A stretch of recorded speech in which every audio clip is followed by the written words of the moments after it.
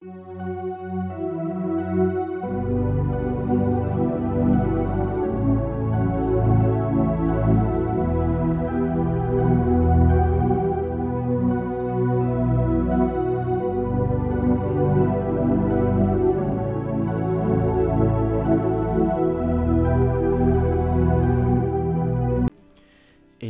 bonjour chers à tous, bienvenue dans cet épisode nouvelle.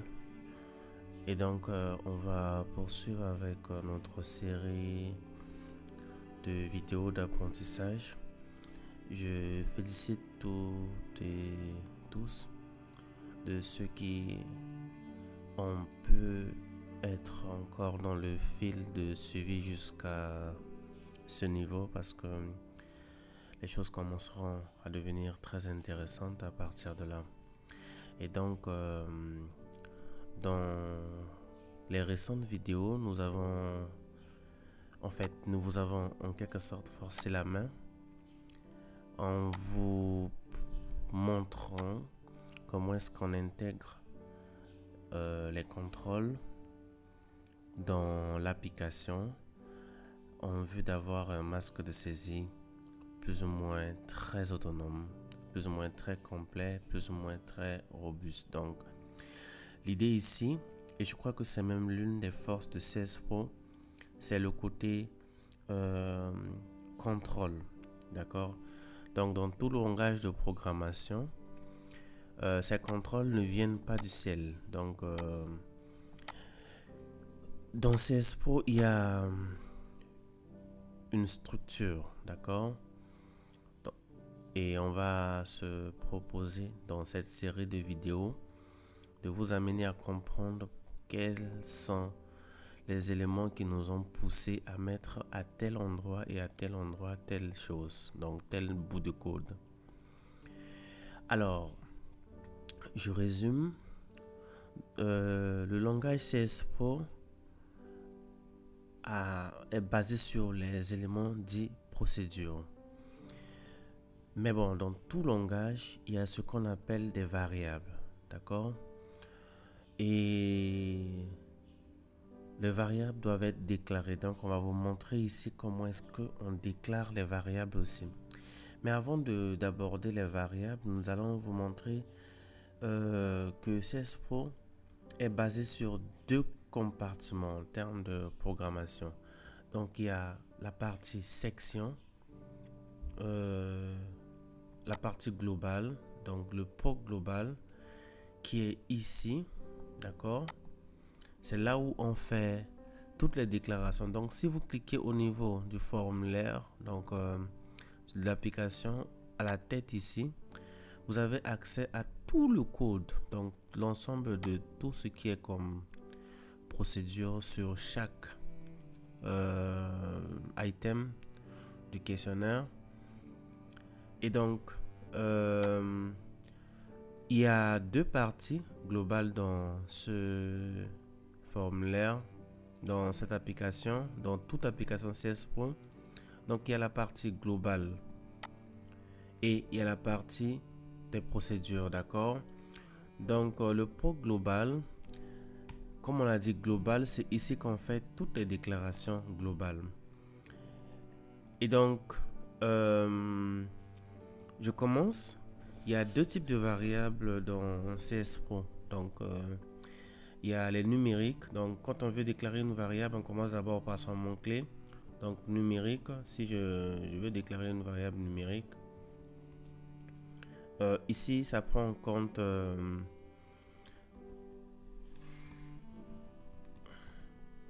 tout ce qui est décimal, autre, machin. Donc, tout ce qui est numérique. Quand vous le faites comme ça, c'est une déclaration simple. Et cette variable déclarée au niveau global est accessible dans tout le masque. Donc ici, je ne peux, si je suis au niveau d'une procédure quelconque, je vais juste appeler cette variable. Donc je vais dire, si je suis ici, je vais dire numérique plus 1. Dans un traitement, ça ça ne pose pas de problème. Donc, pas besoin de le déclarer une nouvelle fois.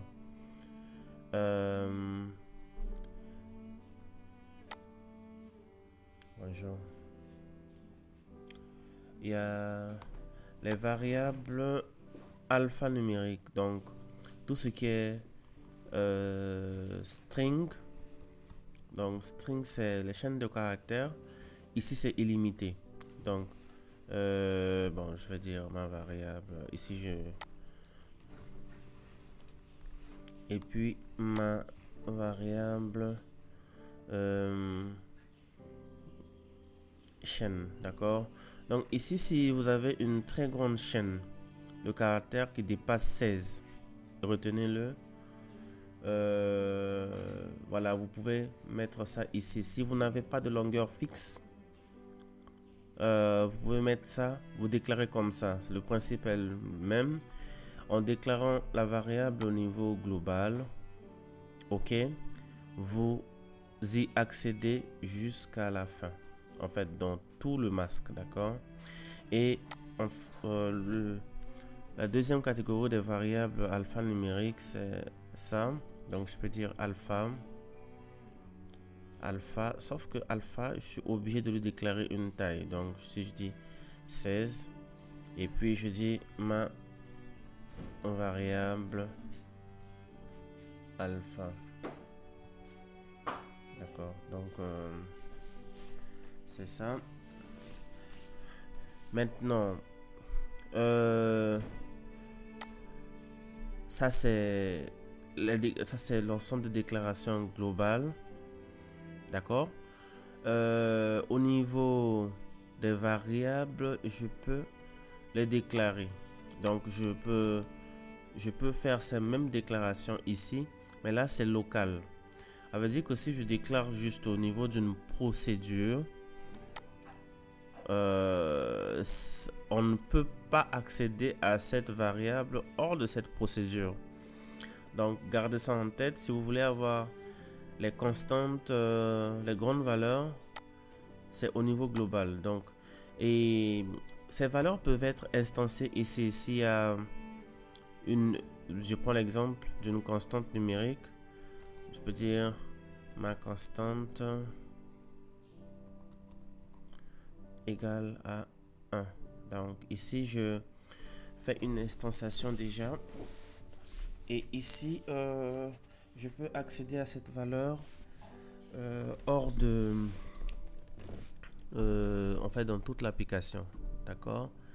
Là c'est ce qui concerne les déclarations. Hello, bonjour chers à tous, bienvenue dans cet épisode nouvelle. Et donc on va poursuivre avec notre série de vidéos d'apprentissage. Je félicite toutes et tous de ceux qui ont pu être encore dans le fil de suivi jusqu'à ce niveau, parce que les choses commenceront à devenir très intéressantes à partir de là. Et donc dans les récentes vidéos, nous vous avons en quelque sorte forcé la main en vous montrant comment est-ce qu'on intègre les contrôles dans l'application en vue d'avoir un masque de saisie plus ou moins très autonome, plus ou moins très complet, plus ou moins très robuste. Donc l'idée ici, et je crois que c'est même l'une des forces de CS Pro, c'est le côté contrôle, d'accord. Donc dans tout le langage de programmation, ces contrôles ne viennent pas du ciel. Donc dans CS Pro, il y a une structure, d'accord.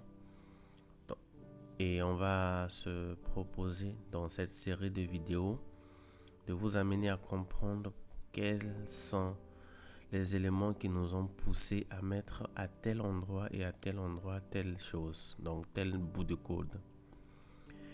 Alors, je résume. Le langage CS Pro est basé sur les éléments dits procédures. Mais bon, dans tout langage, il y a ce qu'on appelle des variables, d'accord? Et les variables doivent être déclarées. Donc, on va vous montrer ici comment est-ce qu'on déclare les variables aussi. Mais avant d'aborder les variables, nous allons vous montrer que CS Pro est basé sur deux compartiments en termes de programmation. Donc, il y a la partie section, la partie globale, donc le POC global qui est ici, d'accord? C'est là où on fait toutes les déclarations. Donc, si vous cliquez au niveau du formulaire, donc de l'application, à la tête ici, vous avez accès à tout le code, donc l'ensemble de tout ce qui est comme procédure sur chaque item du questionnaire. Et donc, il y a deux parties globales dans ce formulaire, dans cette application, dans toute application CS Pro. Donc, il y a la partie globale et il y a la partie des procédures, d'accord? Donc, le Pro global, comme on l'a dit global, c'est ici qu'on fait toutes les déclarations globales. Et donc, je commence. Il y a deux types de variables dans CS Pro. Donc, il y a les numériques. Donc, quand on veut déclarer une variable, on commence d'abord par son mot-clé. Donc, numérique, si je veux déclarer une variable numérique, ici, ça prend en compte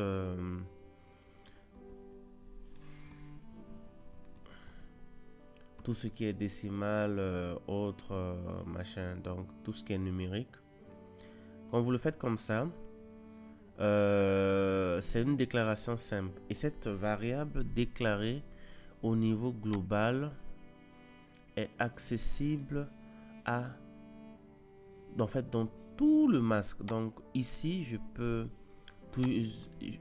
ne peux, si je suis au niveau d'une procédure quelconque, je vais juste appeler cette variable. Donc je vais dire, si je suis ici, je vais dire numérique plus 1 dans un traitement, ça ne pose pas de problème, donc pas besoin de le déclarer une nouvelle fois.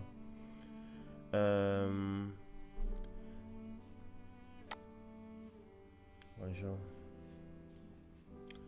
Il y a les variables alphanumériques, donc tout ce qui est string. Donc string, c'est les chaînes de caractères. Ici, c'est illimité. Donc, bon, je vais dire ma variable. Ici, et puis, ma variable chaîne, d'accord? Donc, ici, si vous avez une très grande chaîne de caractères qui dépasse 16, retenez-le. Voilà, vous pouvez mettre ça ici. Si vous n'avez pas de longueur fixe, vous pouvez mettre ça, vous déclarez comme ça. Le principe est le même. En déclarant la variable au niveau global, ok, vous y accédez jusqu'à la fin, en fait, dans tout le masque, d'accord. Et la deuxième catégorie des variables alphanumériques, c'est ça. Donc je peux dire alpha, sauf que alpha, je suis obligé de lui déclarer une taille. Donc si je dis 16 et puis je dis ma variable alpha, d'accord. Donc c'est ça. Maintenant ça c'est l'ensemble de déclarations globales, d'accord. Au niveau des variables, je peux les déclarer. Donc je peux faire ces mêmes déclarations ici, mais là c'est local. Ça veut dire que si je déclare juste au niveau d'une procédure, on ne peut pas accéder à cette variable hors de cette procédure. Donc gardez ça en tête. Si vous voulez avoir les constantes, les grandes valeurs, c'est au niveau global. Donc, et ces valeurs peuvent être instanciées ici. S'il y a je prends l'exemple d'une constante numérique, je peux dire ma constante égale à 1. Donc ici je fais une instanciation déjà, et ici je peux accéder à cette valeur hors de en fait dans toute l'application, d'accord. Là c'est ce qui concerne les déclarations des variables, d'accord. Et donc vous êtes maintenant capable de déclarer les variables. Ça nous sera utile parce que les variables sont les objets clés qu'on va utiliser dans notre conception plus tard. Il faudrait que vous appreniez ça, ce côté logique, avant qu'on ne puisse continuer. En dehors des variables, CS Pro est équipé des objets. Donc si vous allez dans l'aide et que vous tapez object, vous venez sur alphabetical list of objects, vous voyez il y a les arrays, donc les tableaux, il y a les objets documents, géométrie, liste, report, audio. Donc tous ces objets qui sont dans CS Pro et qu'on va utiliser pour concevoir notre masse. Donc on va pas créer des objets nous-mêmes, voilà. Donc si on dit que le langage est orienté objet, vous savez que voilà les types d'objets que vous allez utiliser. Et de deux, il y a des mots qui sont réservés, d'accord. Il ne faut pas les utiliser comme nom de variable non plus. Si vous voulez savoir la liste, voilà, tout est là. Ces listes, ces mots, vous pouvez pas les utiliser, d'accord. Ça vous permet ici, comme même tel que le when, vous pouvez pas l'utiliser, d'accord. Voilà, donc c'est l'avant-goût. On va maintenant dans la suite vous présenter chaque objet, d'accord. Donc c'est vraiment important pour nous de connaître chaque objet. Donc on se retrouve dans la vidéo suivante où on commence par les objets value set, d'accord. On va commencer par là parce que c'est l'objet qu'on va le plus utiliser.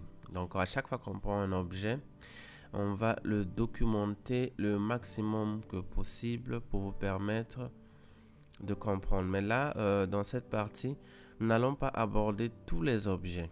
On va d'abord juste aborder les objets qui seront utiles au niveau masque de saisie. Et après, quand on va aborder l'aspect mobile, on va aborder tout ce qui sera utile au niveau mobile, tel que les géométries et autres. Donc voilà. Donc pour l'instant, on se réserve sur le niveau d'objets, les objets généralement qu'on va beaucoup utiliser et qui nous seront très utiles. Voilà. Donc on se retrouve tout à l'heure dans la vidéo suivante pour travailler avec les objets value set. Hello chers tous, je vous souhaite une bienvenue dans cette nouvelle vidéo. Et nous allons dans cette vidéo poursuivre avec notre apprentissage. Et donc, on vous a forcé la main à travers les 2 épisodes passés pour vous amener à faire de logique. Je suis sûr que ça a été difficile pour certains d'entre vous et facile pour d'autres. Mais c'était juste pour vous montrer à quel point l'introduction des contrôles permet au masque d'être robuste et de garantir le contrôle de qualité. Parce qu'un masque sans contrôle ne sert vraiment pas trop à grand chose et est sujet à beaucoup d'incohérences qui peuvent biaiser la qualité des données. Donc, si vous avez déjà piloté des enquêtes, vous conviendrez avec moi que les données peuvent être bien collectées et vous allez à la saisie, lorsque l'application est mal conçue, introduire des biais et cela va impacter sur la qualité de la base de données finale qui sera utilisée pour les analyses postérieures. Et donc, nous allons nous rattraper les pas ici en vous expliquant d'une manière assez détaillée les fondamentaux de la programmation dans CS Pro. Et donc, ce que vous voyez ici, c'est du logique. Et comme on vous l'avait dit, pour voir le logique, donc la partie programmation de CS Pro, c'est ce bouton. Et ce bouton n'est que disponible sur le masque de saisie, donc sur l'application. D'accord. Alors, dans CS Pro, il y a deux sections. Il y a la section globale, donc le PROC global, là où on fait la déclaration. Ici, majoritairement, on fait les déclarations globales. Et maintenant, il y a la partie procédurale, la section des procédures, là où on met les traitements. Et les traitements, on commence à la mettre sur le niveau. OK? Donc, l'élément, les composantes du formulaire. Pour chaque composante du formulaire, à savoir le niveau et les records, ainsi que les items qui sont glissés, qui sont projetés. Voilà. Donc c'est simple, au niveau de chaque item, vous mettez les traitements qu'il faut. Et puis voilà. Et donc, en partant toujours de ce cas, où je vais changer de cas parce que ici vous avez déjà quelque chose sous les yeux et puis ça ne vous inspirera pas beaucoup. Donc on prend le projet de Rooster et c'est ici que je vais vous expliquer les choses. Donc ici c'est un code simple, donc je viens ici sur le logique. Comme je vous disais, il y a la partie globale. Donc dans CS Pro, il y a les variables et il y a deux types de variables. Donc, il y a les variables numériques. Donc, dans CS Pro, il y a les commentaires, c'est double slash. Les commentaires sont une seule ligne. Donc, je vais dire variable numérique. Donc, les variables numériques se déclarent avec le type, donc numérique, et puis le nom de la variable. Donc, ma variable numérique, d'accord. Ça peut être comme ça, ou on peut l'instancier. Voilà, ma variable numérique instanciée est égale à 1. Donc là c'est une constante, là c'est une variable simple, là c'est une constante. Là c'est pour les variables numériques. Et pour les variables alpha numérique,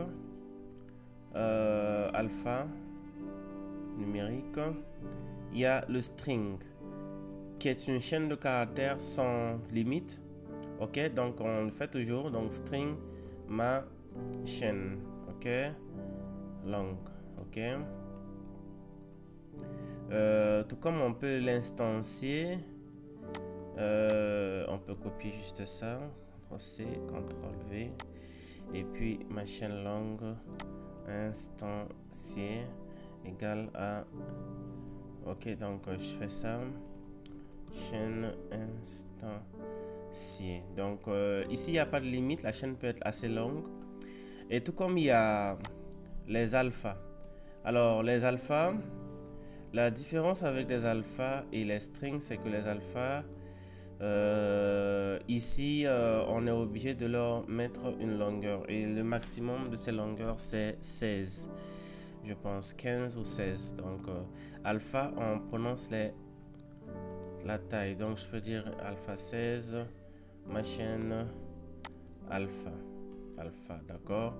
Alors donc là c'est pour les variables.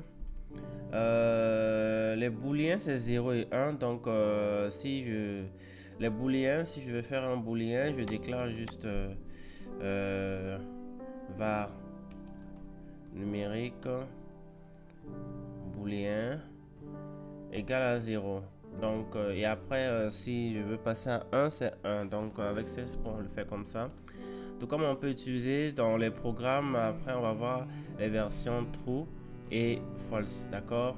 Donc, on va les voir après dans les boucles conditionnelles et autres. Comment est-ce qu'on pourra les utiliser? Donc, là, c'est pour la déclaration des variables dans la partie, dans la section de déclaration. Alors, maintenant, pour chaque élément du formulaire, on peut mettre de logique. Comme on vous avait dit, il y a des éléments de logique, à savoir le on focus. Donc, sur un logique, il y a ses composantes, à savoir autant pour moi, un instant s'il vous plaît, je suis en train de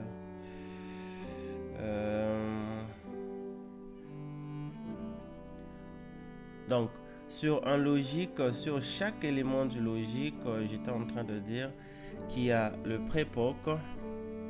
Donc si vous voulez intégrer des éléments, il y a le prépoc, donc ce qui se passe avant qu'on arrive sur ce champ. Il y a le on focus et puis il y a le post proc, donc après qu'on ait saisi la valeur dans le champ, on n'a pas encore quitté. Et puis il y a le kill focus, ça veut dire quand on quitte totalement le champ. Donc à chaque étape, donc de chaque événement, d'accord, donc pour chaque événement de cet item dans votre masque, vous mettez le traitement ou le logique qui va avec. Donc voilà, c'est la même chose pour chaque item. Donc si à vous après de voir là où vous pouvez intégrer, tout comme on peut avoir ça comme ça. Et à chaque fois qu'il y a un code sur un élément du formulaire, il prend cette version de truc en V coché qui montre qu'il y a déjà de logique qui a été intégré. D'accord, donc si on supprime le logique, ça se perd aussi normalement, mais bon. Donc voilà ce que je voulais vous montrer. Et donc au niveau de chaque variable aussi, on peut faire les déclarations. Donc si vous ne mettez rien, normalement ça reste juste comme ça, donc ça ne se lance pas aussi trop, mais il faudrait les mettre sur un événement du genre prépoc, on focus, post proc ou kill focus. Donc ici il y a des déclarations locales, donc ici je vais dire ma var locale, ok. Voilà, si là ce sont les déclarations locales. Et donc dans CSPRO, on peut toujours faire ça, que ce soit string, on le fait localement. La différence, c'est que si on le fait localement, la propagation de cette variable déclarée localement, comme dans tout langage, va rester juste sur les items concernés. Par contre, ce qui est déclaré dans la section de déclaration, le proc global, se propage à travers toute l'application. Donc cette variable ici, on peut l'appeler au niveau de l'autre ici sans la déclaration, d'accord. Donc je vais dire égal à 203, ok. Et maintenant comme vous l'avez remarqué, pour chaque déclaration on met les points virgules à la fin de la ligne. Donc c'est la syntaxe de CSPRO, sans quoi si le point virgule n'est pas là, vous pourriez faire l'objet des erreurs. Maintenant commençons par les expressions, je pense. Donc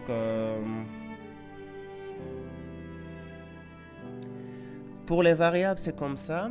Maintenant au niveau des roosters, je prends un exemple de cette variable S1Q1.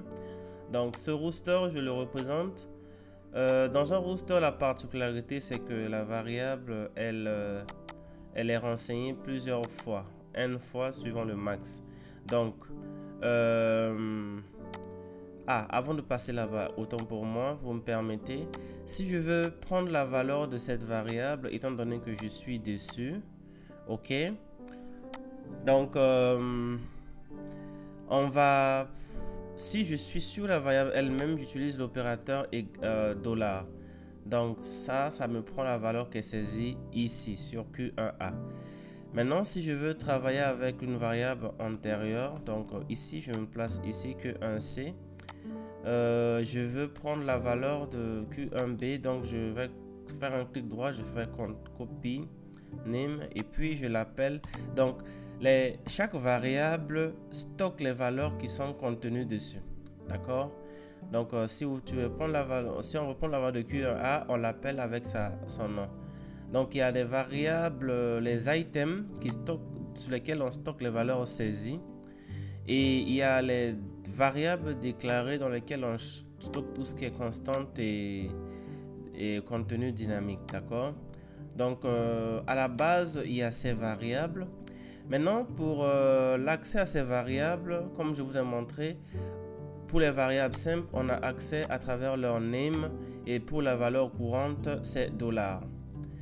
Maintenant pour les roosters, si vous êtes dans un rooster, le S1Q1 ici, on va accéder à son nom à travers donc si on veut parler de c'est là où on parle des subscripts. Donc voilà, il y a S1Q1, ça c'est pour la valeur du premier individu. Je prends, donc j'arrive là, si je fais ça, donc S1Q1 c'est ça, ok, ordre c'est ça, donc la première c'est ça, S1Q1, S1Q2 parenthèse 2 c'est ça, parenthèse 3 c'est ça. Donc pour chaque individu on a ça, donc le I étant l'occurrence. Donc ici dans le tableau, dans un rooster, chaque ligne est une occurrence. Donc le I ici, une occurrence, c'est un Kurok, d'accord. C'est un seul, cela, donc Kurok. Donc on dit Kurok de groupe. Le groupe c'est ici, ce groupe. Donc je peux mettre comme ça, ça me donne le nombre d'occurrences donc pour une ligne, d'accord. Donc si je viens là, attendez voir, je travaille sur ce roster. Donc si je veux que chaque valeur ici de l'ordre prenne la valeur de Kurok, donc je vais dire prépoc. Donc avant d'arriver sur ce champ, qu'est-ce que tu me fais? Tu fais la valeur en cours. Donc cette valeur de ce champ va se renseigner avec la valeur de Kurok, ok. Et puis pour que je ne puisse pas me tromper, tu m'intègres un new input. Donc du coup voilà, le Kurok c'est que à chaque fois attendez voir, je peux juste essayer de, je vais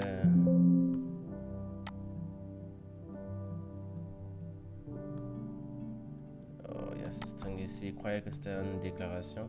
Donc voilà, donc je vais database roster, je vais saisir un de 10 1991 commune urbain, voilà.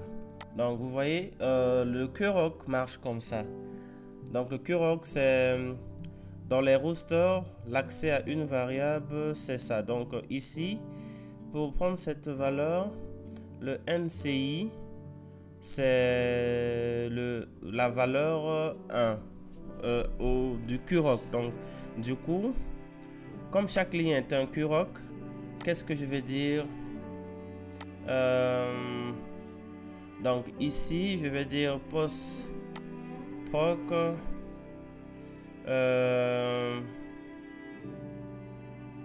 R message. Donc si je veux accéder à la deuxième valeur de ça, je vais mettre S1Q2 2, ok. Donc l'occurrence 2. Le QROC, c'est juste l'occurrence en cours. Donc, de façon dynamique, vous travaillez avec les QROC. Mais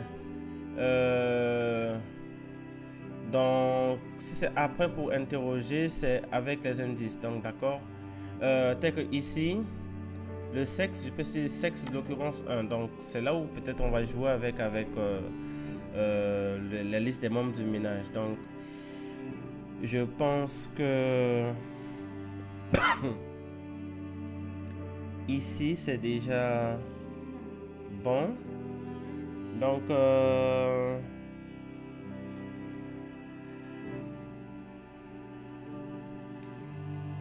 c'est bon déjà. Et d'autre part, il y a aussi les valeurs spéciales. Donc, je prends un exemple. L'année. OK. Numéro de fiche, je l'ai mis derrière. Pour chaque item ou pour chaque valeur, il y a les valeurs possibles. Donc, il y a missing. Donc, ce sont les valeurs spéciales. On va l'utiliser plus tard. Et missing signifie que c'est une valeur qui devait être renseignée, mais qui a été sautée. OK? D'accord? Donc, c'est une valeur manquante. Pure. Donc, ici, si vous voulez travailler avec le missing normalement comme modalité dans un questionnaire, ici, supposons qu'on veut montrer que le jour ne peut pas être indiqué. Donc, je vais commencer par ici. Je dis add value. Je dis manquant. Je vais manquant, c'est 99. Et puis le spécial, je mets missing. Donc, voilà les valeurs spéciales. Donc, les valeurs manquantes, on renseigne dans CS Pro que c'est du missing.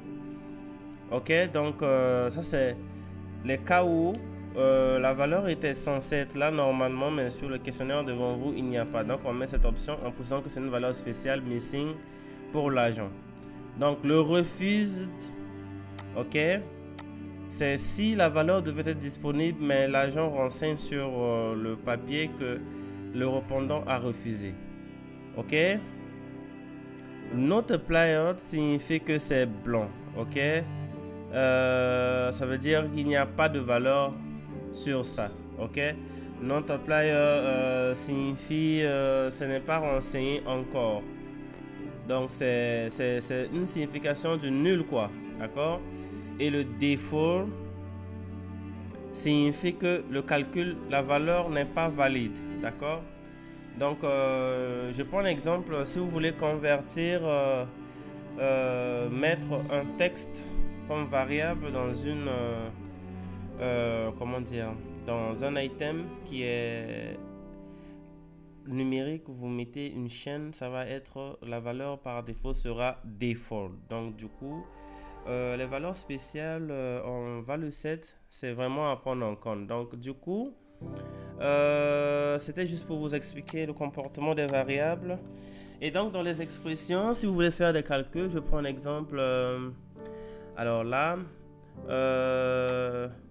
date de naissance, c'est un champ de type date. Donc je vais dire l'âge ici. Je vais faire un préproc.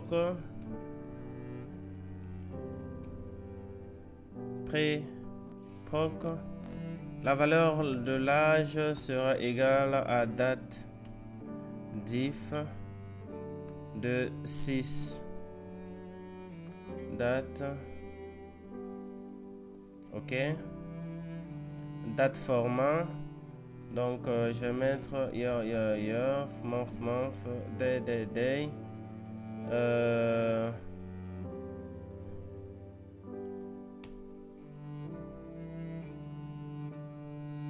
Et puis la valeur de cette date. OK, ben on va y revenir plus tard. C'est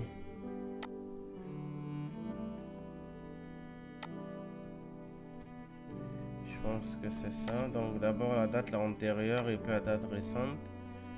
Et puis si je fais ça, je vais faire no input. Ok. No input, ça veut dire qu'on ne remplit pas la valeur. Hein. Ça ne sert à rien de mettre discard ici. Oh, j'ai oublié le point virgule. Ça commence déjà. Hein, donc, attendez voir. Oh.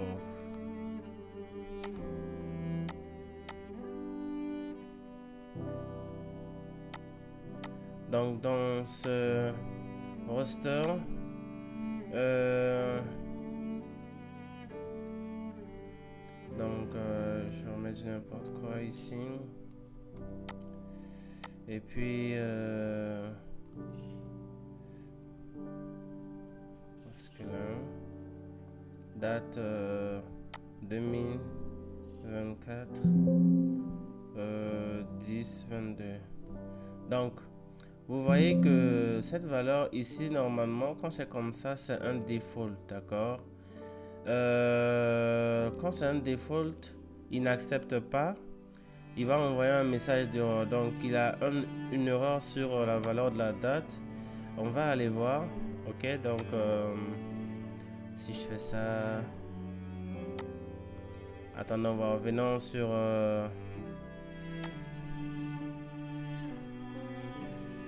avec beaucoup de langage en tête, ouais, donc c'est ça. Month. Ok, donc date diff, start date, end date. Ah, il y a un argument qui manque. Il fait ça, il fallait que j'indique le year, c'est pour l'année. Donc la date ici, je vais le mettre en year. Donc voilà, je pense que je peux déjà avoir ma fonction. Donc pour ceux qui... On va y aller là, hein? On est en train de poursuivre doucement parce que je dois vous montrer comment est-ce qu'on manipule les variables d'abord, afin que vous ne puissiez pas être étonné plus tard quand il faut vraiment faire des masques de saisie consistants, d'accord?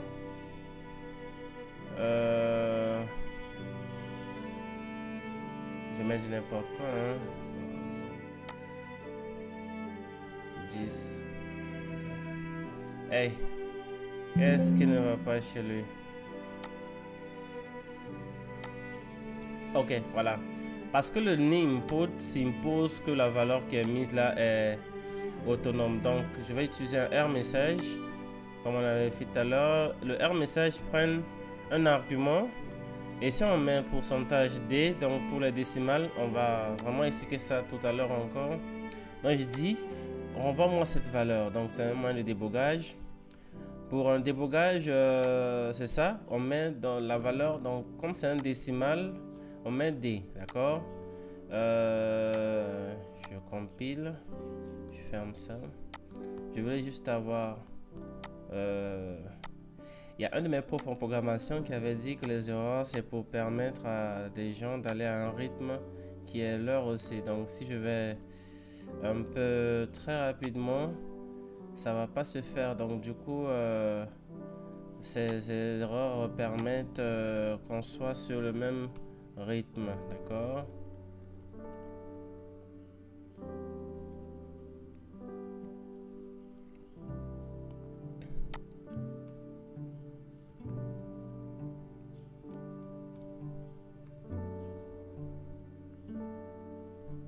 Vous voyez, il y a cette valeur qui est not applied, ok?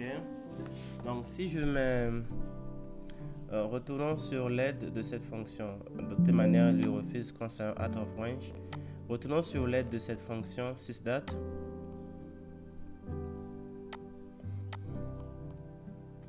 Donc comme vous voyez, les dates en date diff passent avec d'abord les valeurs en type année, mois, jour, d'accord?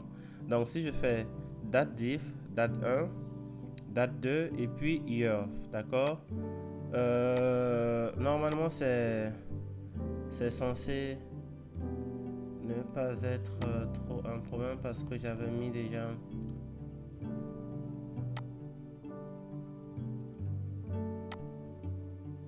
Ah, j'ai mis le 6 date avec. Ouf, l'erreur était là. C'est juste le format de la date. Ouais, ça arrive, hein. Donc, le date diff marche avec ce format de date, hein. Donc, il faut faire très attention quand vous employez le 6 date.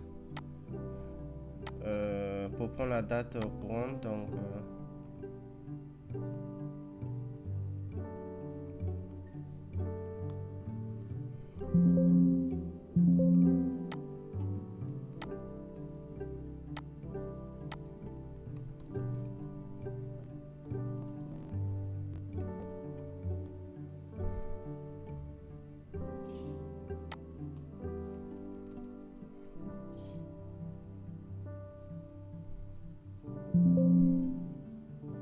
Oh, qu'est-ce que j'ai fait? Il a mis ça parce que j'ai dit 1991 10 22. Not apply toujours. Oh. Oh, mes amis, essayons de voir pourquoi est-ce que ce monsieur... La syntaxe. Toujours. Donc, 6 dates.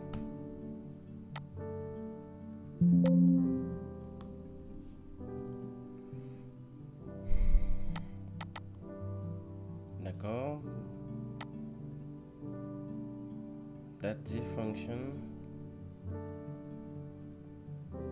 I dot the year, month, day. Ah, c'est moi, c'est toujours moi, c'est ça. Month, day, ok. Désolé, hein, mais c'est... Je suis sûr que ça va aider quelqu'un de comprendre ça vraiment parce que... le jour, c'est 2 places. Les mois aussi, c'est...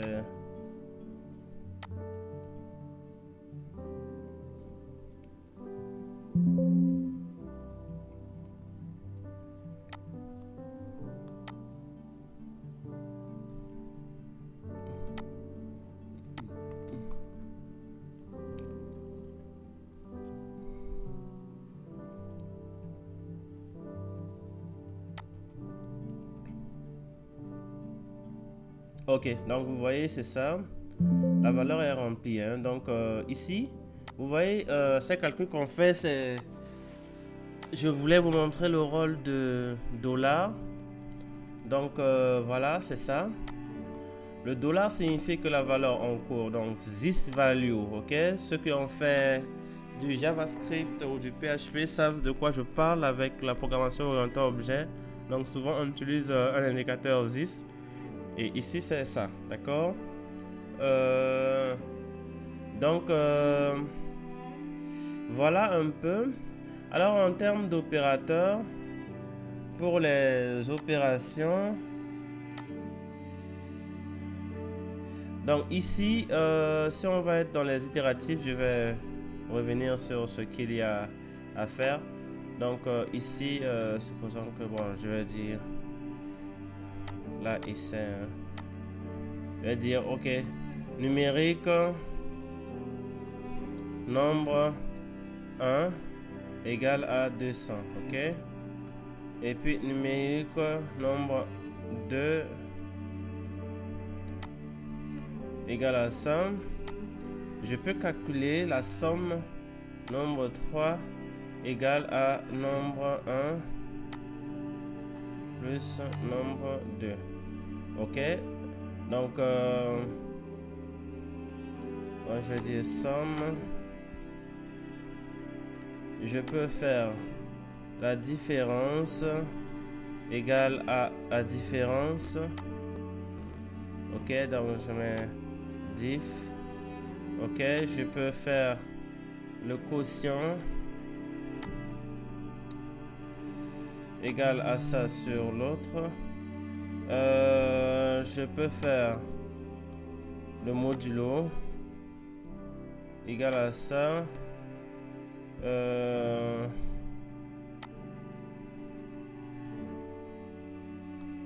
Attendez voir, hein.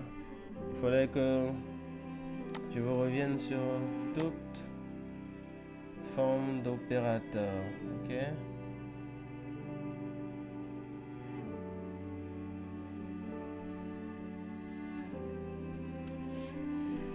Donc ici,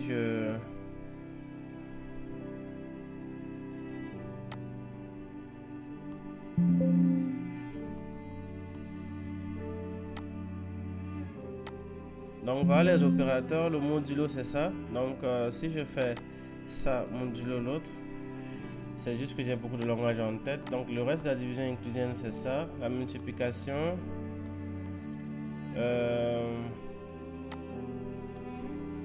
Mult. C'est ça. Donc vous pouvez utiliser toujours ces choses pour...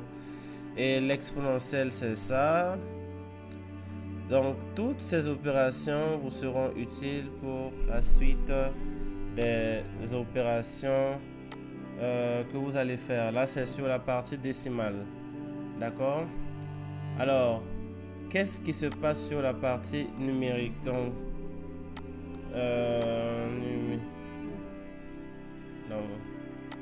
ration. Ok, donc pour le numérique,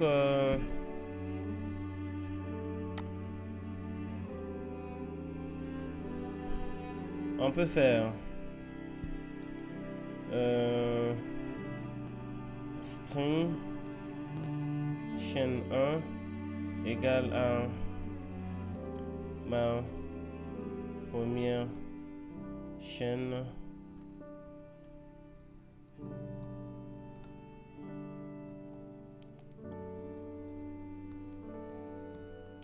chaîne 2 égale à ma seconde.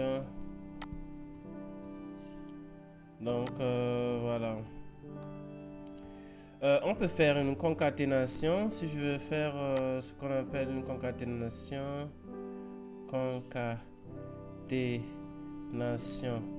de chaînes. Alors concat, donc je vais déclarer une variable chaîne aussi. Donc string. Ok. Il faudrait juste que je supprime.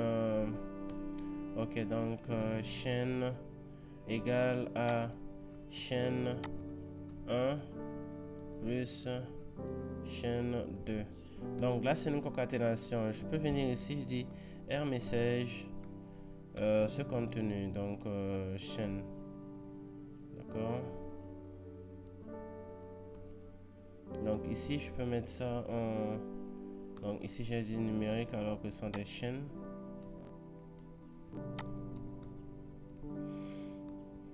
Donc je mets ça en postproc, ça veut dire que quand on va quitter ce champ,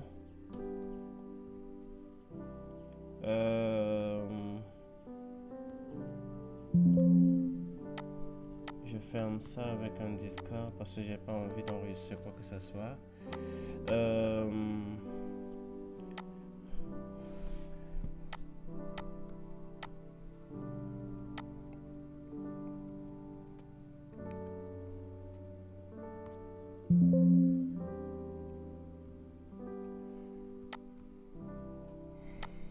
Ok, vous voyez, c'est ça. Ma seconde chaîne, d'accord? Là, c'est ce que on avait sur le roster. Ok. Oh, il s'est planté. Donc, voilà. Donc, j'ai mis en post-proc de ça. Message chaîne. Oh là, j'avais oublié de mettre... Donc, ça, c'est... Lorsque je fais la concaténation, ça me donne ça. Et maintenant, si je vais faire chaîne 3.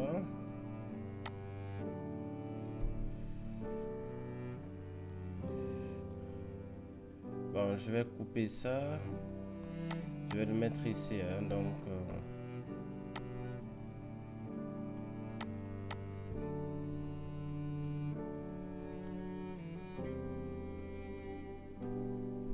la chaîne 3 va prendre la valeur et dit A, B, C, D, E, F, G, H.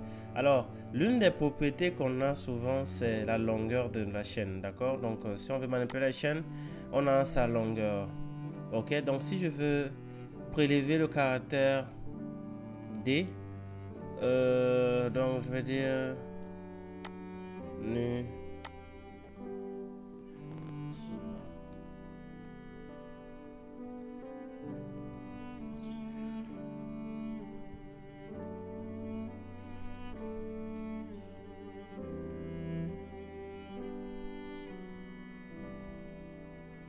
On est d'accord?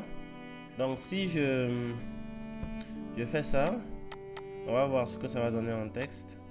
Donc alors je mets une phrase ici, donc la longueur de la chaîne. Ici je mets, si c'est pour un paramètre string, c'est S, et si c'est pour un paramètre décimal, c'est D, d'accord? Donc ici j'ai deux arguments. Le premier argument, c'est un argument qui attend un truc de texte. Donc ici, pour cela, je vais mettre chaîne 3, d'accord? Chaîne 3, et puis là, je mets longueur chaîne. Donc, retenez bien ce message, ce format de message. Donc, dans ces bouts de chaîne, dans les aires messages, on place ces paramètres, et ces paramètres sont définis par les types de valeurs qui viennent en argument. Donc, s'il y a deux paramètres, on doit s'attendre à ce qu'il y ait deux valeurs dans l'ordre de survenue de ces paramètres dans la chaîne. Donc, ici, si je fais ça, j'exécute.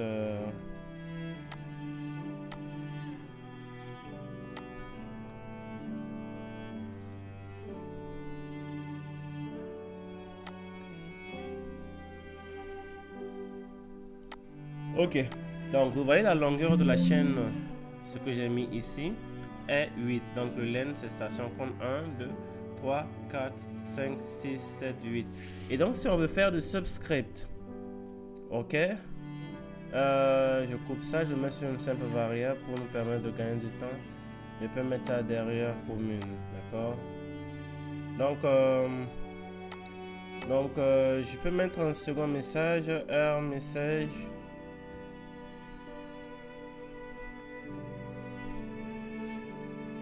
Je vais prendre la valeur, ok, à la position 3 sur la chaîne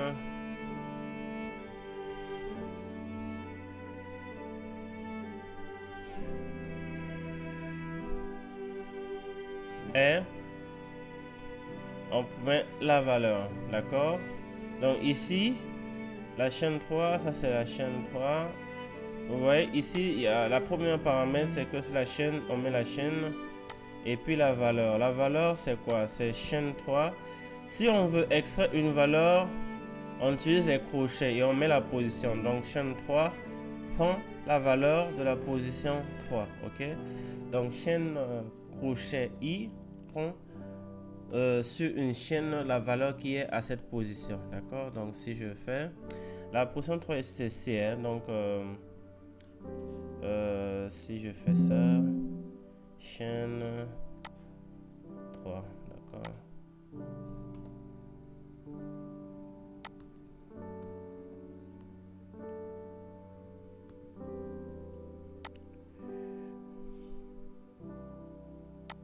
C'est S. C'est une chaîne toujours, donc c'est un caractère toujours, donc je ferme ça.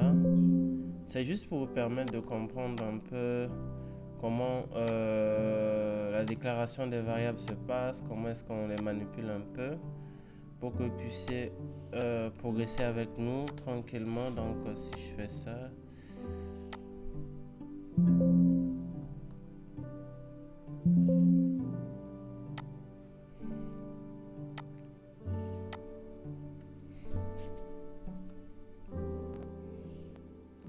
ok, donc le deuxième message c'était ok, donc si je fais ça, normalement si je veux découper à partir de la troisième valeur, c'est ça qui prend ça, d'accord?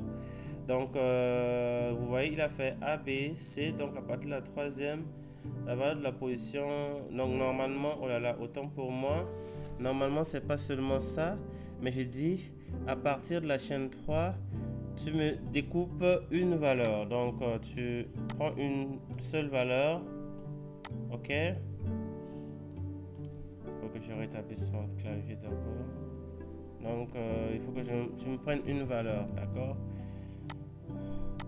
Le nombre de valeurs qui vient après dans le crochet détermine la valeur à faire. Si vous ne montrez pas, il va tout prendre, tout ce qui vient après cette position indiquée. Donc, je pense que c'est fondamentalement ça. Il faudrait que je... Voilà, donc, ok, ça marche. Donc, je pense que...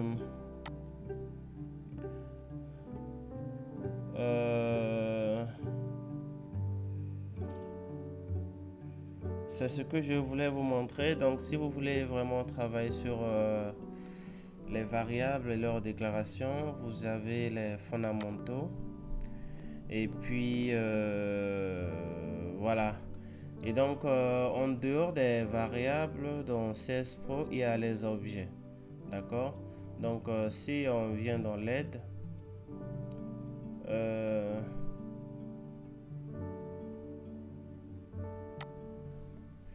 on tape Object.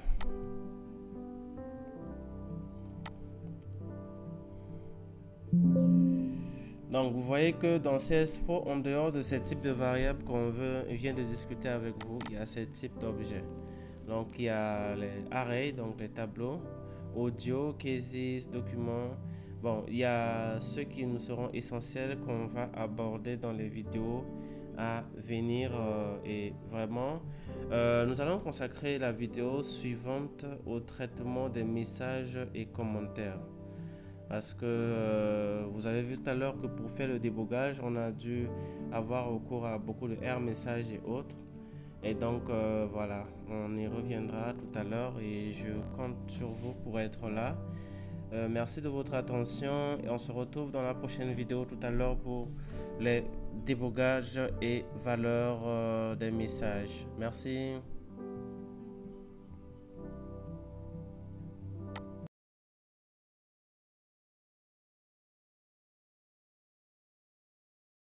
Hello, bonjour à tous et bienvenue dans cet nouvel épisode consacré au parcours de tout ce qui fait attrait au formatage des textes et au message de rang. Et donc cet épisode est vraiment important parce que nous allons beaucoup travailler avec les textes, notamment au niveau du débogage, au niveau de la formulation de certaines variables. Donc nous avons besoin vraiment de formater les éléments et donc cette partie est assez essentielle. Et avant de commencer, nous allons d'abord aller dans les aides.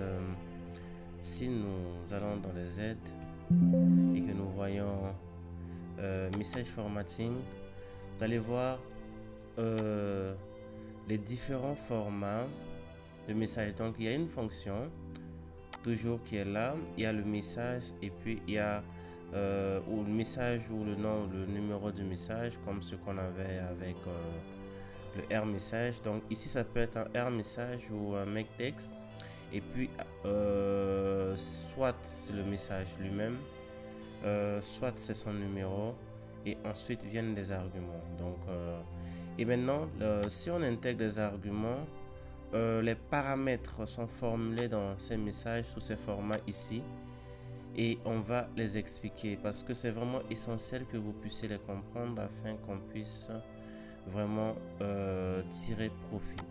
Et donc d'abord j'ai conçu un questionnaire type avec des types de variables qui vont nous arranger dans le cadre de cet apprentissage. Et donc on va commencer par les variables de type numérique. Donc ici c'est une variable numérique. Si on retourne dans le dictionnaire, vous allez voir qu'il y a une variable numérique de taille de longueur 4. Il y a une variable décimale avec 5 décimales. Donc comme je vous avais dit pour les décimaux, ici on déclare le nombre de décimales. Donc ça sera déduit et puis le reste va rester pour la partie entière. Il y a une variable nominale avec des modalités et puis ensuite pour finir il y a une variable texte. Donc du coup on va commencer avec la variable numérique. Alors on travaille ici avec la clause post-proc, d'accord? Donc le message ici consiste à savoir quelle est la valeur saisie. Donc on essaie d'écrire un message du type vous avez saisi pour la variable. Cette variable, là, ici c'est son name, ok?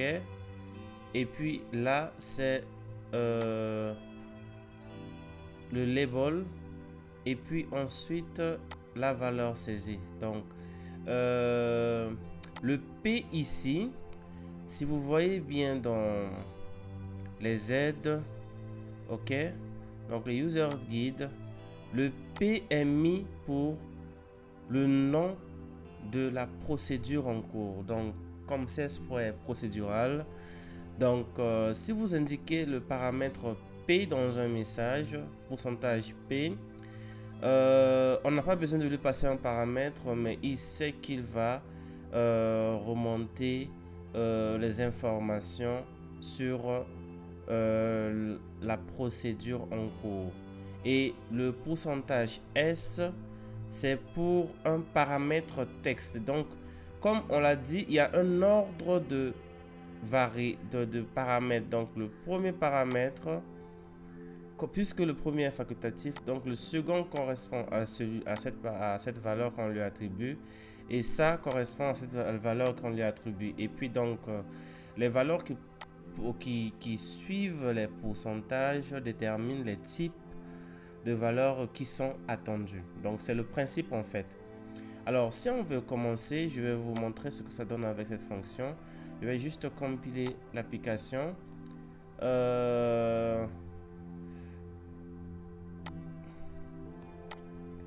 Donc on compile ces applications. On commence d'abord par ça. Oh, quelle est l'erreur qu'il a rencontrée? Un instant. Attendez.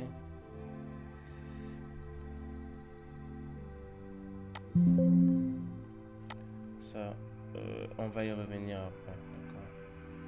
Ok, donc on compile d'abord notre... on est ici avec Venum, donc notre but c'est de voir ce que ça donne avec ça. Ce que ça donne avec P qui ne prend pas d'argument, ce que ça donne avec ce S qui prend le getLabel. Donc getLabel c'est le label de la variable. Donc quand on concevait les questionnaires, on voyait le label c'est cette valeur ici, d'accord? Ok, donc item label c'est ce que ça... on peut le prendre directement dans le logique et ça nous sera aussi très utile dans la suite si on peut le récupérer directement avec getLabel. Ok, donc surtout dans la partie CAPI ça nous sera aussi très utile. Ok, donc voilà, on va compiler cette application. Et donc, ok, donc sur ce champ, si je mets 56, vous voyez ce qu'il me fait, c'est ça. La valeur de P, c'est cette valeur. Donc, le P me donne ça. Ok. Plus ça. Parce que le P donne ça.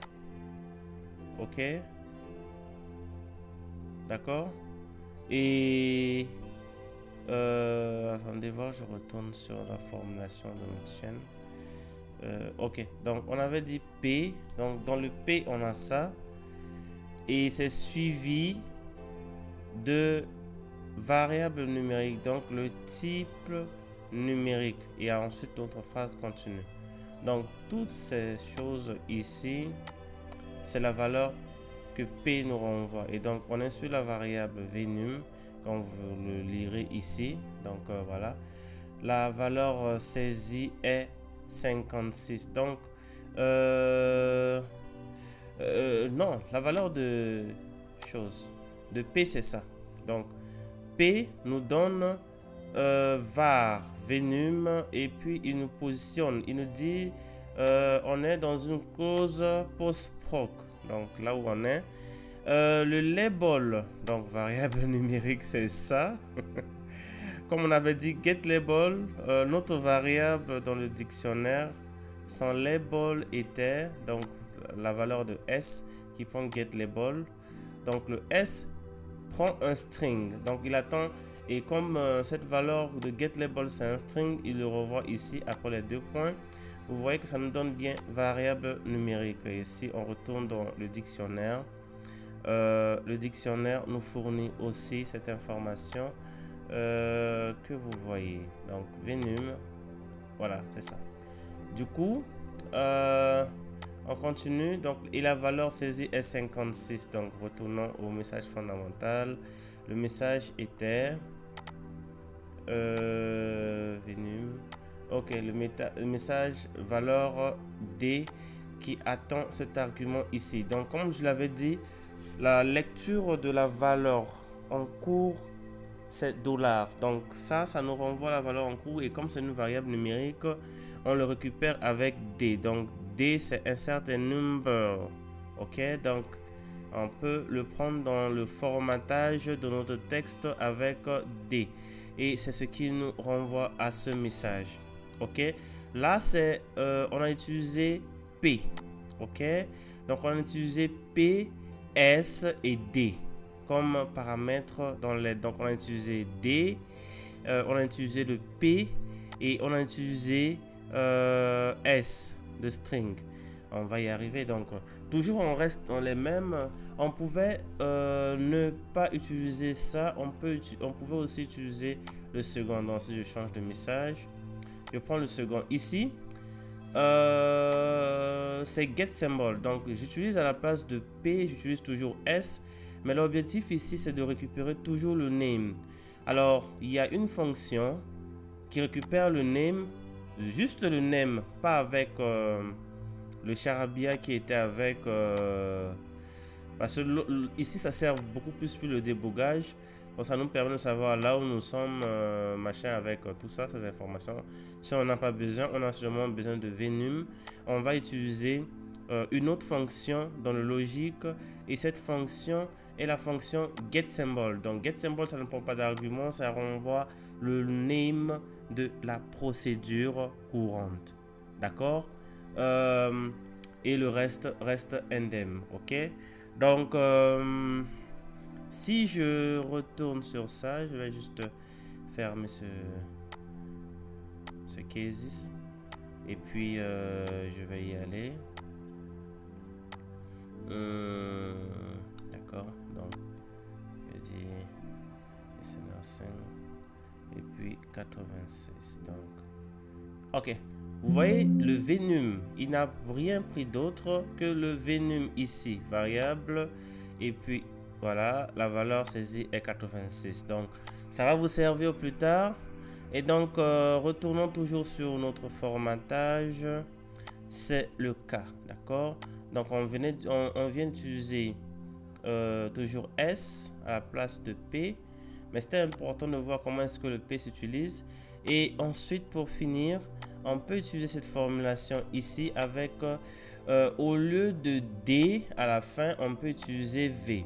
Alors V, comme on le dit, c'est variable formaté dans un format intelligent. Donc ici ça prend en compte que ce soit le string ou autre, mais ça prend en compte le formatage, donc tout ce qui est zéro fil, décimal et autres. Donc du coup voilà, si je fais ça et que je relance notre fameuse application,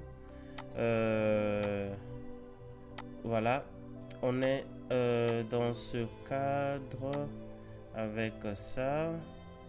Attention, 56. Ok, vous voyez ici le V, lui, il prend en compte le zéro fil, d'accord. Donc le D, lui, il prend juste la valeur, ok.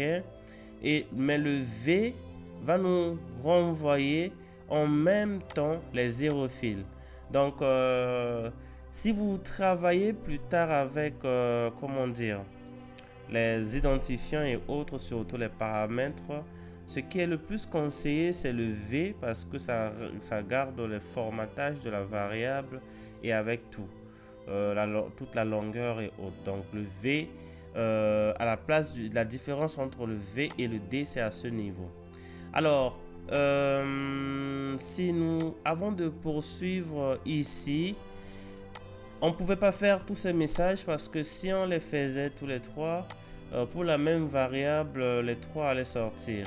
Alors, comment faire pour que on intègre tous ces trois messages de format plus ou moins intelligible? Ok, donc on va faire recours à un outil de CS Pro qui s'appelle CS Code, d'accord? Et donc CS Code ici a un outil string encoder, ok?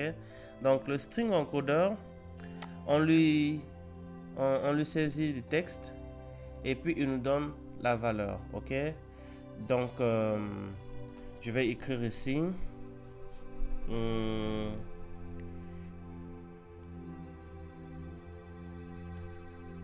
avec, donc je dis avec P. Donc lui ici il nous aide parce que ça nous, vous voyez, il nous donne le texte et le formatage du texte, le format 10 en est haut. Donc si ici je voulais mettre tout ça ensemble, d'accord? Donc si je fais retour à la ligne, vous voyez que automatiquement il a mis le symbole qui va avec pour que ça soit un retour à la ligne, d'accord? Donc attendez, qu'est-ce que j'ai fait? Ça peut pas être l'inverse, donc attendez voir, je vais dire avec donc je vais dire P, S et D. Donc je fais ça, vous avez saisi avec ça. Donc je retourne dans mon string encoder. Ok, je retourne dans la ligne, je dis ici c'est S et D. Donc voilà, c'est ce qu'il nous donne.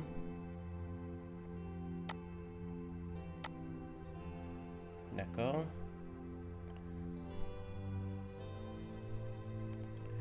Je suis en train de trouver une manière de de mettre tout ça ensemble, mais bon, c'est juste pour la culture. Et puis ici c'est S et V, ok? Donc où je mets égal, ok, pour ok, donc ici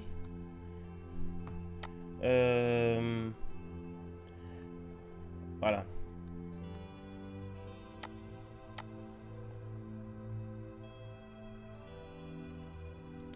Je prends ce texte et je le mets. Donc voilà. Alors nous avons notre texte, d'accord? On va juste copier ce texte. On va faire copier ici. On va venir ici faire notre texte. Donc, on va dire string, ok, texte, ok, est égal. Ici on va le R message prend du texte brut, ok. Pour ne pas mettre tous ces paramètres les uns dans l'autre ordre, comme je vous ai dit, on a mis des paramètres, mais l'ordre de survenue des valeurs doit respecter ces paramètres. Donc du coup, si je veux construire un texte, donc stocker ces valeurs dans une variable, et puis après lui faire appel, on utilise makeText parce que R message lui il renvoie juste du texte. Donc du coup makeText va prendre notre texte, ok. Ok, donc ça va prendre notre texte et puis on va lui donner tous nos paramètres. Donc là c'est pour la première ligne, là c'est pour la seconde ligne et puis là c'est pour la troisième ligne, ok. Donc c'est un peu complexe, mais bon, je voulais un peu que vous soyez à jour. Donc si je fais ça, vous voyez notre texte est là. Et puis je vais dire R message. Ok. Il va nous renvoyer notre texte. D'accord. Si je fais ça,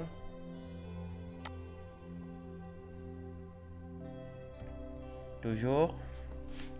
Ok, donc je vais commenter cela et on va voir ce que le monsieur va nous envoyer en message. D'accord. On va jouer quand même avec les textes et ça va vous permettre de comprendre un peu mieux comment ça fonctionne. Donc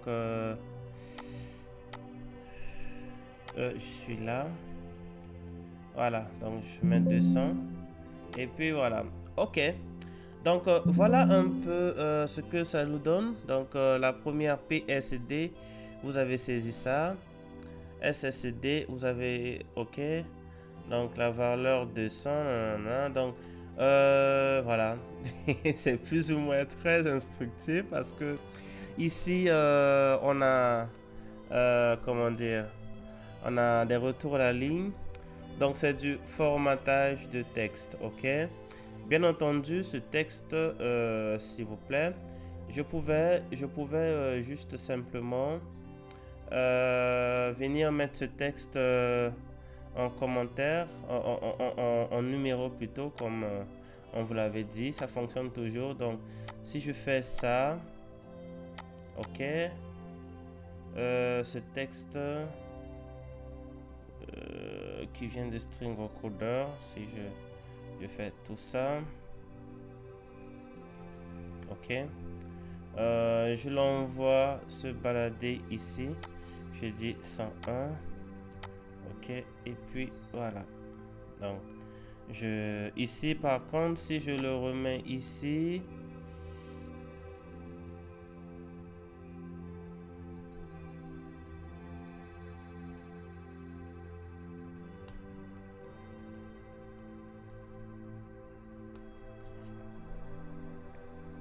donc voilà. Voilà, notre texte est là et puis je me remets le message 101 avec le ok, donc 101. Voyons voir, est-ce qu'il a un message d'erreur?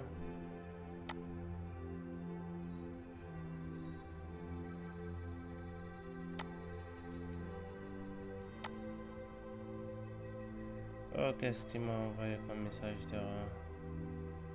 Message download existe. Message number 100.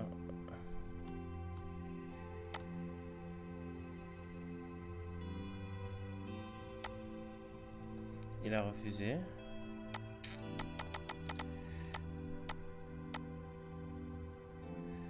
Ok, donc notre variable est ici.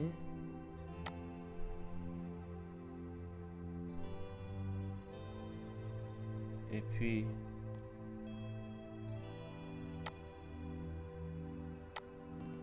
oh bon, je voulais vous montrer juste que on peut mettre un numéro de message et y revenir, mais bon, ça semble ne pas marcher, donc du coup on va le faire prochainement.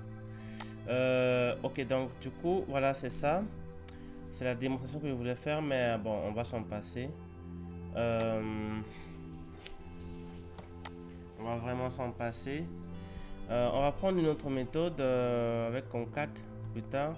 Donc ici c'est une variable décimale. Donc si on utilise la même chose avec D pour prendre la valeur du décimal, vous allez voir que le décimal avec D va renvoyer une valeur. Ok, donc ça sera pas aussi ce qu'on attend.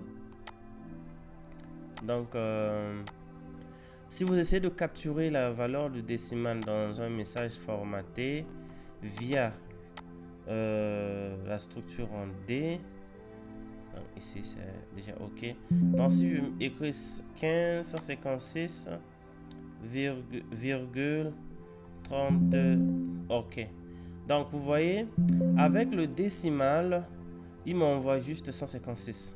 D'accord, donc il a juste pris la partie entière. Mais si je reviens ici dans le code et que je considère avec F, donc ici F permet de prendre tout le formatage décimal, donc tout le reste reste, mais ici la valeur F, ça c'est pour le décimal, d'accord. La valeur saisie, donc la valeur saisie c'est F. Si je mets F, on avait fait avec D, donc ici je mets F. Comme dit dans l'aide, j'y reviens à titre de référence. Donc F, insérer un nombre en mettant avec ces décimaux, d'accord. Ok, donc du coup on va... Oh, il y a une application en cours. Donc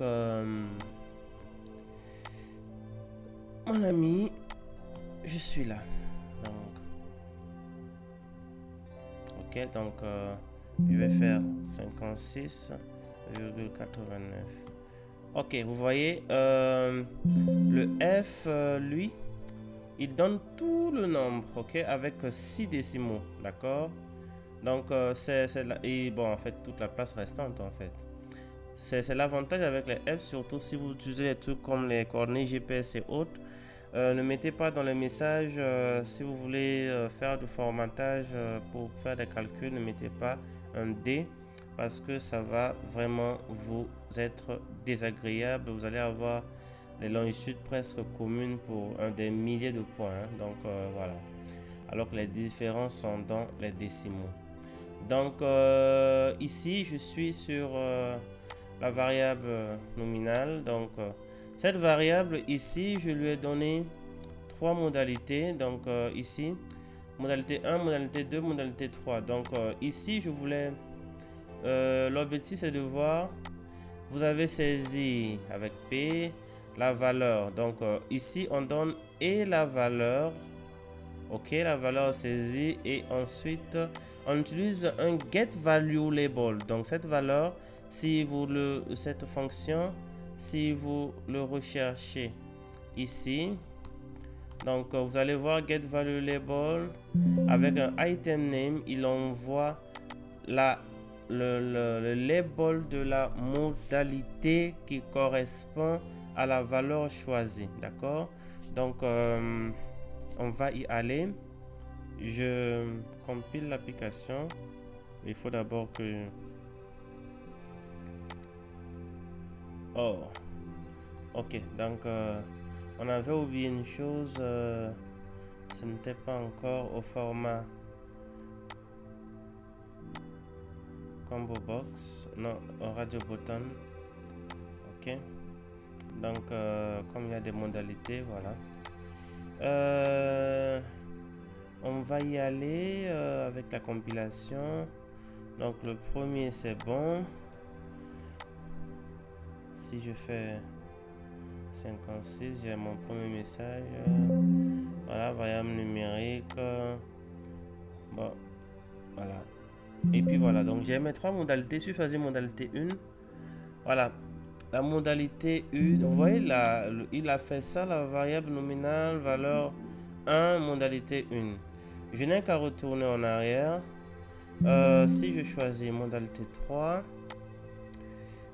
donc le get value label a capté ces valeurs de modalité, d'accord. Donc ça va nous servir plus tard.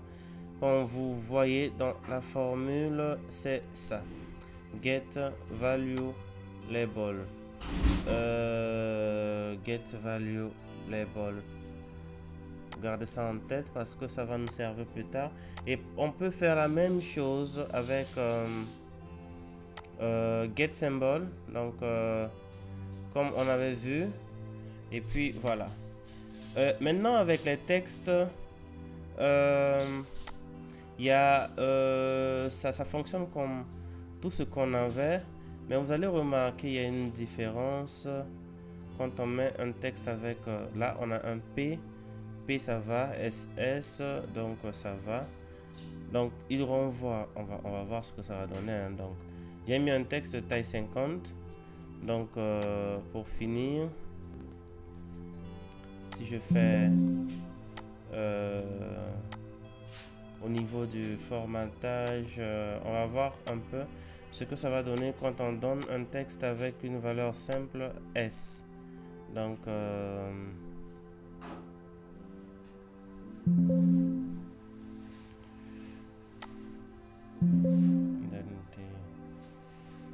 donc je saisis d'ACT. Ok, donc il a envoyé la valeur. Non, je vais dire non. Non, ici je n'ai pas encore vraiment l'impact de ce que je vais voir. Je voulais voir un peu. Je mets cette valeur là entre parenthèses, d'accord?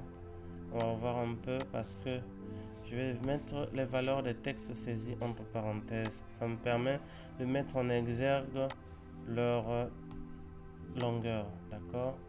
Donc ça a un objectif ici parce que ça me dérangeait surtout quand on faisait les load case, ces fonctions qu'on va voir plus tard. Voilà, donc ok, donc je vais retourner sur le masque. Je vais dire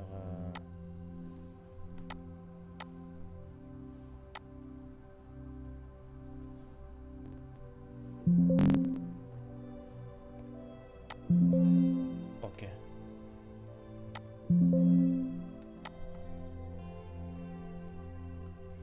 Ok.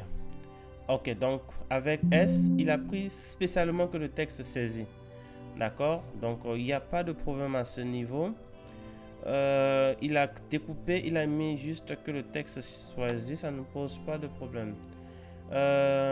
Donc strip S, il y a une fonction strip. Oh non, ok. On va utiliser maintenant le V, d'accord? C'est que se passe-t-il quand on utilise un V? Quand on utilise un V sur un texte, il va revenir, si vous utilisez un V sur un texte, sûrement il va conserver la longueur d'origine parce que notre questionnaire ici était censé avoir une taille de notre champ texte était censé avoir une taille de 50, je pense. Ce que j'avais mis en caractéristique. Ok.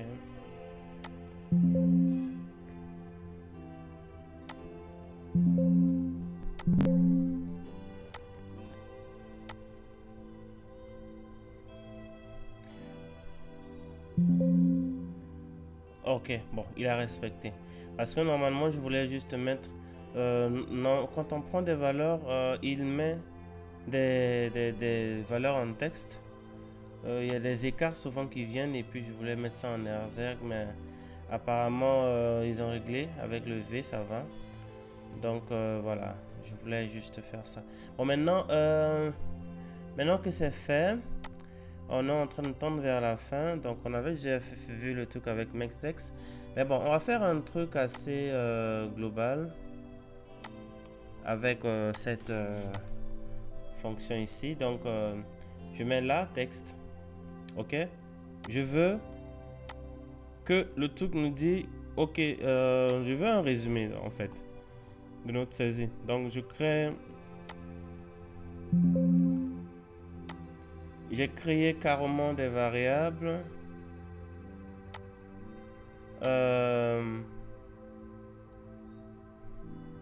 Donc là, notre texte est bon. Ici, j'utilise la fonction concat pour essayer de concaténer tous nos textes. Donc avec ça, qu'est-ce qui ne va pas avec lui, celui-là? Function can...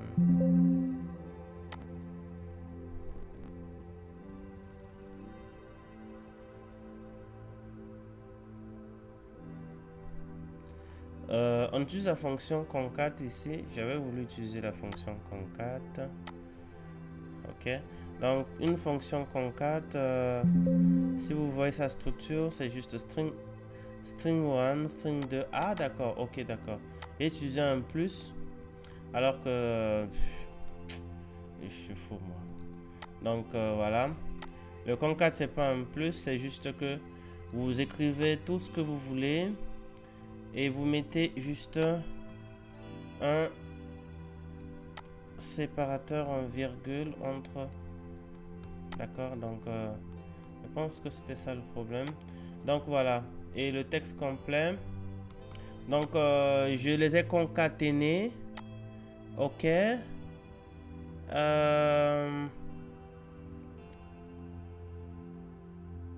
Bon, il y a deux fonctions. OK. Donc, soit je les concatène en mettant l'espace, ou soit... parce que ce sont les textes que j'ai fait. Comme je vous ai dit, make text permet de faire ça. Donc, le premier ici, je récupère les valeurs de venum. Donc, je vais dire ça. Il me donne le nom de la variable et avec sa valeur. Donc, c'est juste un résumé que je vais dire. Nom de la première variable avec sa valeur, nom de la seconde variable avec sa valeur, nom de la troisième variable avec sa valeur, nom de la troisième de l'autre. Et ici, j'ai testé avec le name. Le L ici, c'est pour le label. Donc, si vous mettez juste, si on n'utilise pas le get value label et qu'on utilise seulement le nom d'une variable et qu'on met un L normalement, il est capable de savoir que le L, c'est pour prendre le label de la modalité correspondant à cette valeur. Donc, j'avais oublié de faire ça tout à l'heure. Donc, on l'a rattrapé ici. Et puis, donc, avec le concat, on fait ça. Et puis, notre objectif, c'est de faire R message. D'accord? D'abord, R message. Et on va voir ce que ça va nous conduire après. En tout cas, j'essayais de vous donner la main sur une bonne partie de ce qu'il y a comme exercice côté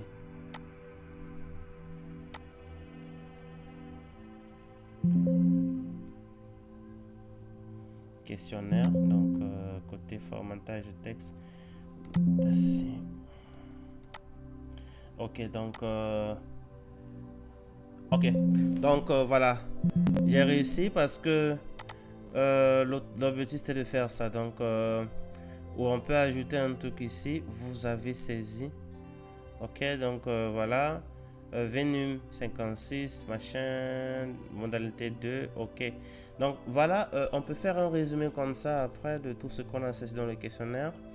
Ça pourra aussi aider un résumé après à l'agent enquêteur pour ceux qui sont inspirés par le développement d'applications très interactifs. Et donc là, je l'ai fait avec la fonction concat.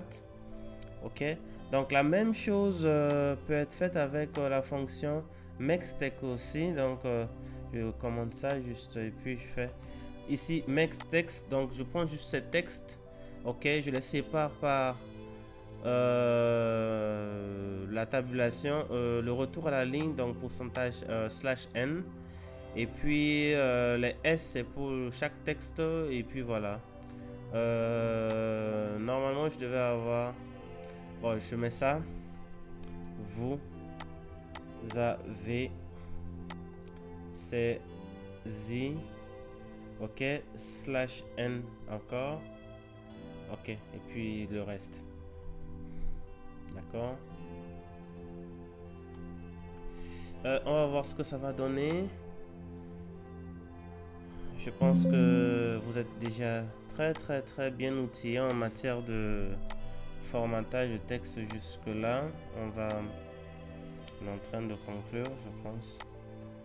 Si je fais ça, je fais encore ça, et puis je choisis une modalité.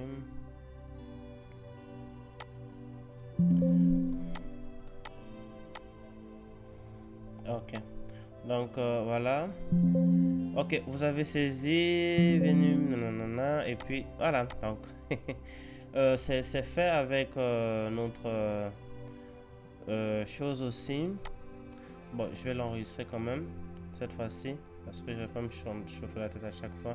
Donc et puis là ici voilà, donc le R message. Alors il y a une chose souvent, vous voyez, on a enregistré ce questionnaire et il est 1, donc on ne sait pas vraiment ce qu'il y a dessus. Souvent on est tenté de mettre d'exploiter le pouvoir de formatage de texte pour mettre un label sur le questionnaire. Donc on peut construire un texte du genre ce qu'on a fait dans un string label questionnaire qui prend questionnaire machin, donc tout ce qu'on veut, on met un texte et puis on utilise la fonction set case label. Donc on est bien évidemment au niveau du formulaire. Donc en post-proc du formulaire, vous mettez un set case label avec sur le nom du dictionnaire. Donc le dictionnaire en cours, on le copie ici, juste copy name. Et puis après on lui met le texte formaté et là il affecte pour ce cases ce nom là. Donc ça va aussi vraiment nous servir plus tard, parce que si c'est seulement une combinaison de 1, de 0, de beaucoup de choses en identifiant, ça ne sert pas. C'est pas aussi trop intuitif, c'est pas trop comment dire, utile aux agents quand il faut vraiment distinguer les individus par cases qui vont s'afficher si on affiche le listing, d'accord. Donc du coup si on essaie de compiler cela, vous allez voir normalement pour ce questionnaire, si je fais ça, donc je retourne seulement sur ce cases. Ok, je viens à la fin et puis